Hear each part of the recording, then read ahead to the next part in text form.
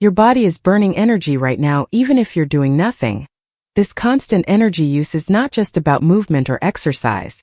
A large part of it comes from internal processes that keep you alive, stable, and functioning. One of those processes is thermogenesis.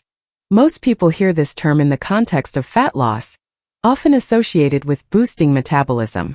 But thermogenesis is not a trick or a shortcut. It's a fundamental function of how your body manages energy. Understanding how it works can change the way you think about weight, metabolism, and daily habits. At its core, thermogenesis refers to the production of heat in the body. But that simple definition doesn't explain why it matters. Every time your body produces heat, it's using energy. That energy comes from the calories you consume. So thermogenesis is one of the ways your body spends energy throughout the day. The problem is that many people focus only on exercise as a way to increase energy expenditure. While exercise is important, it's only one part of a much larger system. Thermogenesis includes several components, and each one contributes differently. The first is basal thermogenesis. This is the energy your body uses at rest to maintain basic functions: breathing, circulation, temperature regulation, and cellular activity. It accounts for the largest portion of your daily energy use. You don't feel it happening, but it's always active. The second type is activity-related thermogenesis. This includes all physical movement, from structured workouts to everyday actions like walking, standing, or even shifting your posture. These small movements can add up significantly over time. The third type is diet-induced thermogenesis. This is the energy your body uses to digest, absorb, and process the food you eat. Different nutrients require different amounts of energy to process. Protein, for example, requires more energy to digest than fats or carbohydrates. That means the composition of your meals can influence how much energy your body uses after eating. There's also adaptive thermogenesis. This is where things become more complex. Adaptive thermogenesis refers to the way your body adjusts its energy use in response to changes in your environment, especially calorie intake. If you consistently eat less, your body may reduce its energy expenditure to conserve resources.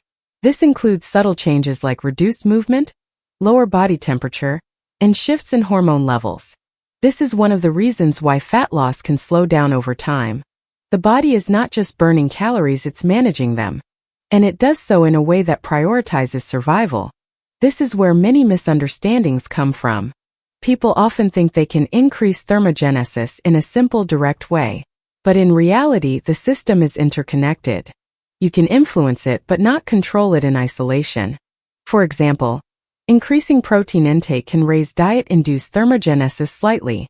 Being more active increases activity-related thermogenesis.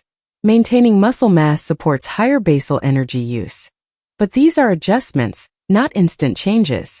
Another important factor is consistency. Short-term changes don't have the same impact as long-term patterns.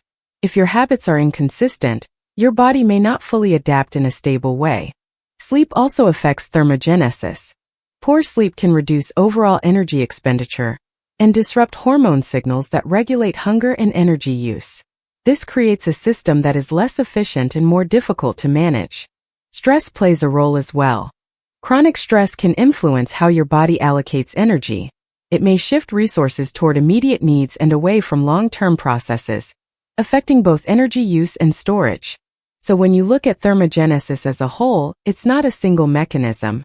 It's a combination of processes that work together to determine how your body uses energy. This leads to an important realization. You don't need to hack your metabolism. You need to understand the structure behind it. If your goal is to support healthy energy use, focus on the factors that influence thermogenesis over time. Maintain muscle through resistance training or regular physical activity. Include adequate protein in your meals to support both muscle and digestion. Stay consistently active throughout the day, not just during workouts. Prioritize sleep as it affects multiple systems at once. And manage stress in a way that keeps your system stable. These are not extreme strategies. They are structural adjustments that align with how your body already works. The key insight is this: thermogenesis is not something you turn on or off. It's something you influence through your daily patterns. When those patterns support your body, energy use becomes more stable and predictable.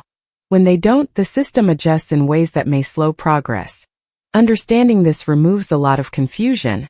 It shifts the focus from short-term tactics to long-term consistency. And that's where real results come from. Because your body is always responding to what you do repeatedly, not occasionally. In the end, thermogenesis is simply part of how your body manages energy.